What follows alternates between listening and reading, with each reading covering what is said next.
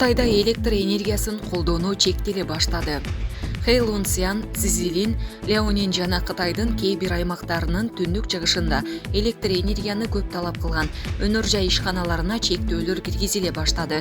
Мындай чектөө үй чарбаларына да киргизилүүдө. Кытайдын 20га жакын провинциясы жана башка региондору көмүрдүн жетишсиздигинен жана энергия системасына жүктөлгөндүктөн электр энергиясын колдонууга ар кандай чектөөлөрдү киргизишти. Бул тууралуу ТАСС маалымат агенттиги жазды.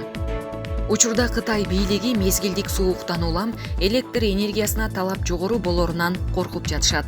Кытайдын кээ бир аймактарында жергиликтүү бийликтер өнөр жай ишканаларына энергия керектөөнү, жумуш убактысын кыскартууну же өндүрүштү толугу менен токтотууну буйруган. Аларга болоттуу башка металлургиялык ишканаларды, текстил өндүрүүчүлөрдү, химия өнөр жайын жана башка энергия сыйымдуу тармактар кирди.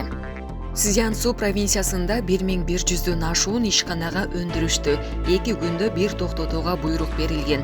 Дагы 143 ишкана таптакыр ишин токтотушу керек. Гуандун 2ден 5 схемасын киргизди. Ишканалар энергияны керектөөнү эң жогорку мезгилде 15% толук жүктөөдөн төмөн кармашы керек. Ош облусунун Кара Суу районунун Терек участкасынын тургундары УКМК прокуратура жана сот бийлигине нааразычылыгын билдирип, Бишкекке жөө жөнөштү. Алар өлкө башчысы Садыр Жапаровго же УКМКнын төрагасы Камчыбек Ташиевке жолугууну көздөп жатышат. Акыйкатты талап кылып Бишкекке чейин барабыз. Садыр Жапаров элдин үмүтүн актай элек. Соттордун чечими байларга, прокурорлорго жана криминалдарга чыгып жатат деген нааразычылыгын билдирип жатышат. Кече 29 сентябрда биздин үйлөрүбүздү Раим Миллиондун Раимбек Матраимов Ихлас деген фирмасы сүрүп кетти. Сот аткаруучулар келип, органдар бизди таш кесекке алып, токмоктоп, үйлөрүбүздү бузуп кетти. Камчыбек Ташиев Оштогу УКМК рекетке айланган. Камчыбек Ташиев 5-6 коррупционерлерди камап коюп, мен иштедим дебесин. 18 криминал өзүнүн ишин актап алды. Матраимовдун өкүл балдары каалаганын калчап, бизди элди басынтып, жерлерибизди, үйлөрүбүздү тартып алып жатат. Жаныбыз кашайгандан чыгып жатабыз дейт нааразы тарап. Тургундарыбыз буга чейин райондук сотко да кайрылышкан, бирок талаптары аткарылбагандыктан нааразычылыктарын билдирүүнү улантышууда. Алар Бишкек шаарына жөө жөнөп кетишти.